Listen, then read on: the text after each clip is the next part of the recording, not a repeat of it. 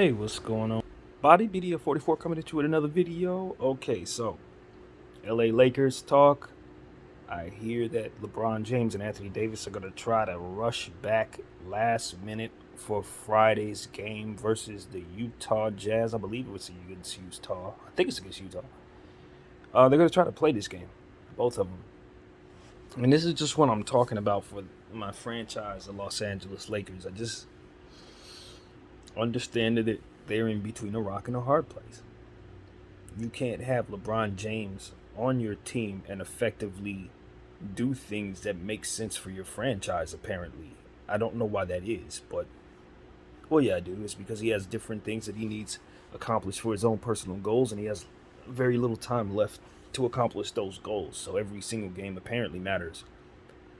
But the part that bothers me is why people don't see the back end of that mattering.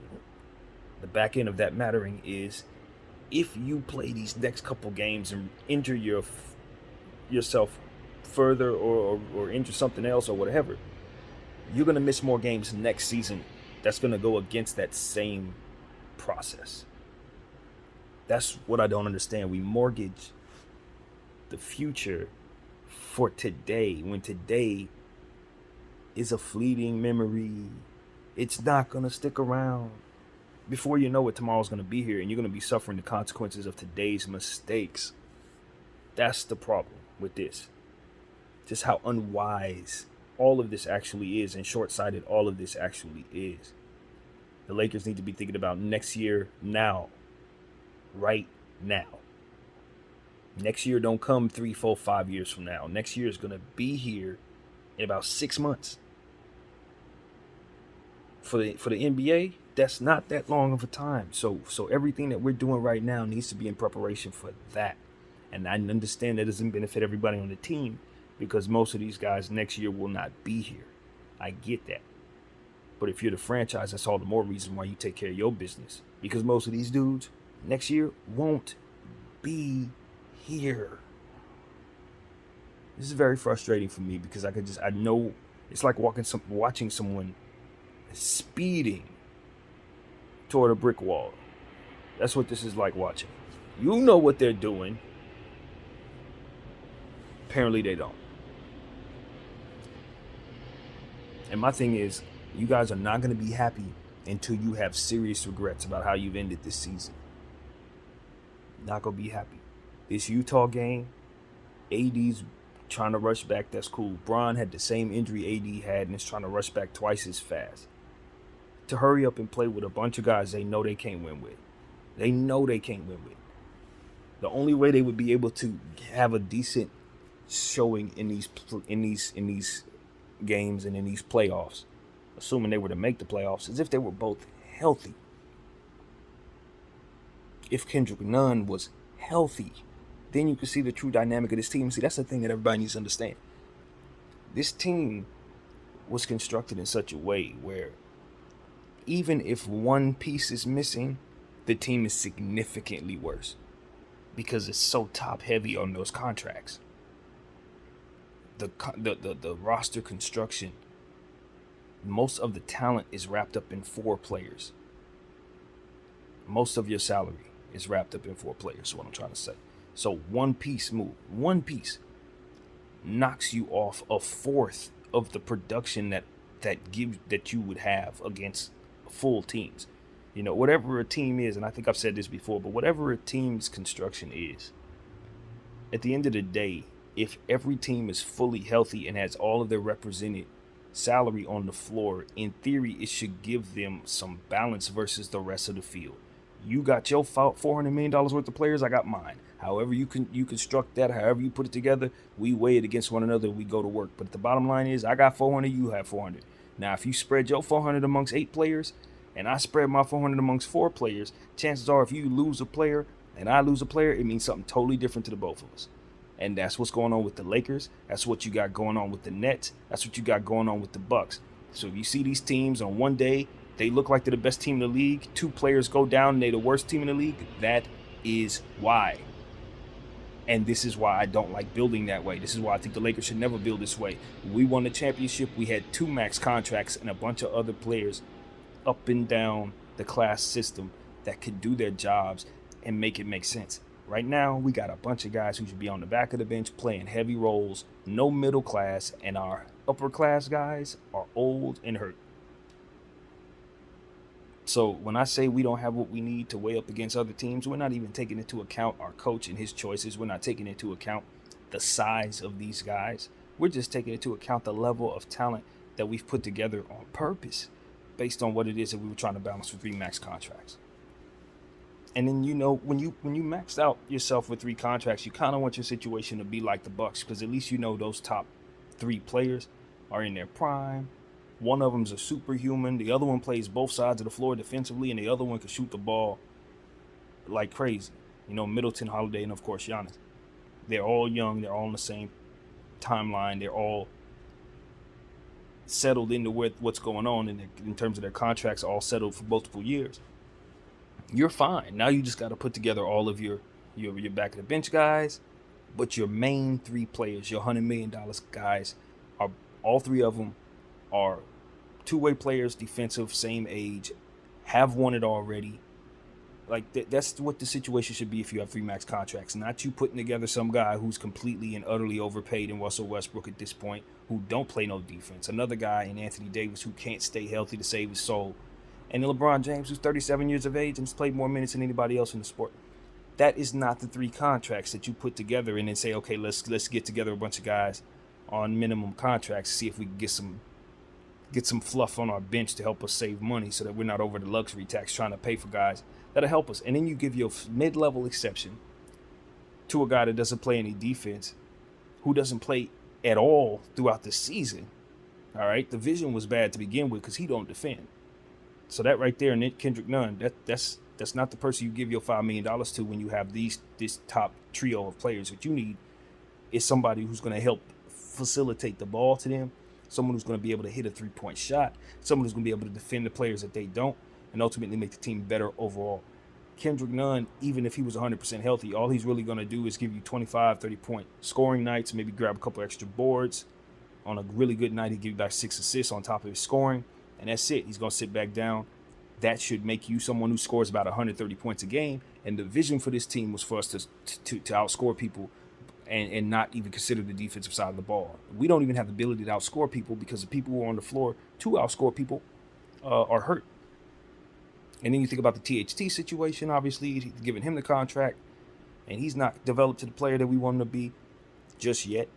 And I don't think the Lakers have done a great job of making sure that he becomes that player as soon as they needed him to and all of that. They just didn't have a plan for him, but they gave him money as if they did. You make these decisions, and you find yourself, trying to start players out of position in small ball. You're doing weird stuff with the lineup already because the fit is bad to begin with. It's just awful. The way the team was constructed, as everybody said, as all the commentators have told you, the vision was bad, and then they got some bad breaks, bad luck on top of that. So, now that I look at all this playing itself out, it's like guys they really, these people, and I say this, and I mean this, these people are so caught up in being right about this season that they don't realize that the same mistakes they made, or the same type of mentality that backed them into the mistakes that they made, is the same mentality that they're enacting right now in regards to trying to salvage what I just described, which is unsalvageable, obviously. Completely unsalvageable. I didn't even mention all the problems the Lakers had. On top of that, I just mentioned like the biggest issue, basically, the roster. I didn't tell you about everything else. So it's like, look, next year, the best thing you can do for us this year is end this year healthy. Not continue to kick this can down the road like you have any shot, and I mean any shot, of beating Phoenix, Memphis, Golden State, Utah, Minnesota, or any of these teams. You're not beating any of them. Dallas, none of them. We are the worst team in the West because of what it is that I said. You consider how much the Lakers have on the floor. Remember I said $400 million for every team? What we have on the floor tonight, or tomorrow rather, is half of that. half of that, because you know Russell Westbrook can never live up to his contract. He's not going to give you that. He's at this point, I don't know. I'm not going to put salary on a man. I don't know what his value is, but I can tell you this: if I'm running the franchise, I'm definitely looking at Russell Westbrook, and I'm not giving him what it is that he's paid for here. I'll tell you that. I don't think that's a heck of a hot take. I'm trying not to be disrespectful in saying he deserves this, deserves that, but I think you get the point. There's no way in hell. So I just look at it and say, okay, we're already down $100 million right there. Right there, that's $100 million worth of players. It's just you're never going to see that. You're going to get $10 million out of that $100 million for Westbrook. AD, you're getting even less than that because he ain't even playing. He's coming back. He going to rush back. But I could argue that's exactly why he's always hurt. Because he's either always rushing back or something going on with his regiment that needs to change, as we've talked about. So now you're down another $100 million. See what I'm saying? He ain't gonna play. That's another 100. Bron is giving you his. He's gonna up his 100 to 150. He gonna play outside of what his is gonna be. He gonna carry his load and somebody else's too. So there you go. You get to add another $50 million to LeBron. You want to be respectful. At 175, he gonna be a player and a little more than a player and a half. Right? You following? Where is your production? How do you weigh that against the other teams who have everybody, who have everything, and it's constructed better, and the brain trust executes better on the floor, better rotations, better rosters, more size, like that. Like how? What is there to salvage? That's what I'm trying to get everybody to understand. I don't see what the hell playing these next 6 games, rushing our 2 best players back, the only 2 players that hold any value on this team. Rushing them back when we want to trade them. When they both got injuries. Both injuries that have hurt their lower extremities. Both at this stage prone to injury. Like, just the logic. If anybody's following, and this ain't got nothing to do with the Lakers, but it's kind of along the same lines of what it is. I'm just going to say it. If anybody's following this AMC, GME, ape thing movement that I'm a part of, you understand that the other side of this situation, what you have is people continue to compound their mistakes. That's basically what it is. To make the long story short, picture you catching somebody doing something they ain't got no business doing, and they keep doing it. And in doing so, they're hurting themselves, and you're watching them dig themselves further and further in the hole, as if they haven't been caught for what they're doing, as if it can't hurt them no more. They just continue to compound the mistake. The Lakers are kind of doing that. You're compounding the mistake. You're continuing to short the stock when it's already about to pop and cost everybody on your side trillions of dollars. That's essentially what I'm seeing here. The Lakers are acting like the short sellers on the other side who just continue to short the stock when we know damn well our due diligence tells us that doing so is going to make it so that everything goes haywire. That's what we're doing. We're compounding our mistakes. We're continuing to short the stock. We're continuing to compound a problem, doing things we ain't got no business doing, doubling down on mistakes because we have pride and we refuse to stop because we just are us and we're going to be us, and if it hurts us, so be it. That's what it feels like to watch this team operate this way. You know? And you just know it's going to go bad. You know it's going to squeeze. You feel me? If you're following my metaphor, you know what you're doing is going to cause you all the pain in the world down the way. But you are going to stand and die on your heel because your ego will not allow you not to. Lakers, that is what's going on here. And I'm going to tell you the truth. That ain't us. As fans, they always like to say, oh, Laker fans demand excellence. Laker fans demand winning at all times. Laker fans do not demand that the Lakers do stupid stuff that put them in worse situations. Laker fans do not condone that. I do not condone that. I would rather us suck moderately than for us to go all in on something that doesn't work and then suck tremendously. I'm sorry. No, I'd rather not. No, that's not how you make me as a Laker fan happy. Absolutely not. Not but doubling down on mistakes and continuing to do things that make things worse. Absolutely not. If the Lakers have any sense in their in what it is that they're supposed to be doing, they will call this off tomorrow. They will sit both of those guys, and they'll continue to play the season out as they've been doing, losing, give their pick to whomever they need to, and strategize a way to make this roster better next season, man. Use my suggestion because it is the very best one I've heard.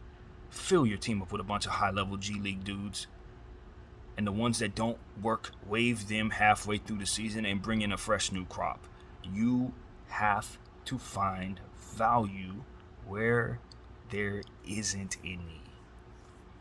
You don't have anything of value. You have to manifest it from somewhere, anywhere. And the best way to do that is to Austin Reeve route. Find as many players as you can find that can play out of nowhere. Put them together and run. Make them what they're going to make them.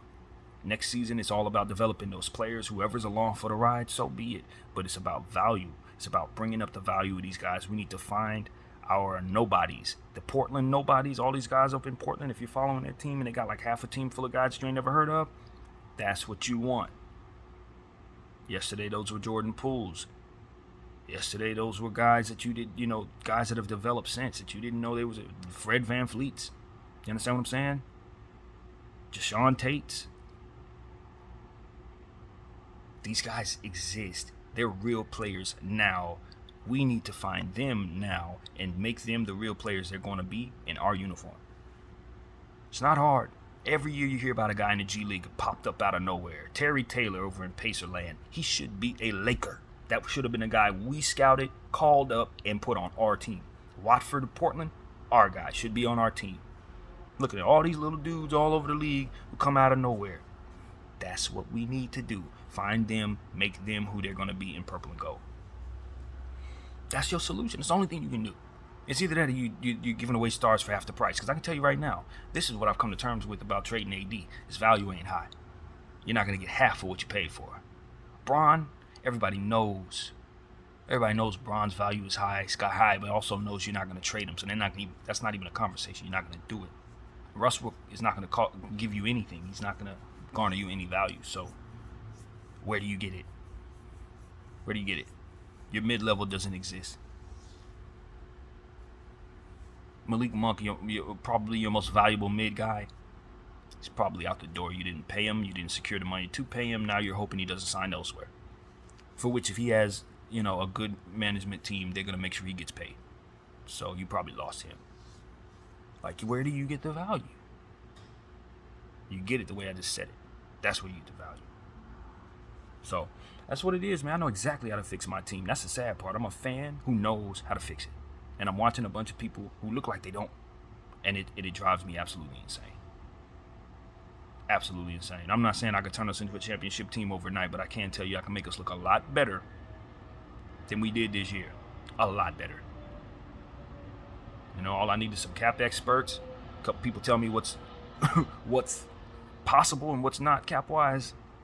And then we can put together a better team than this with a couple of my buddies. I promise you that.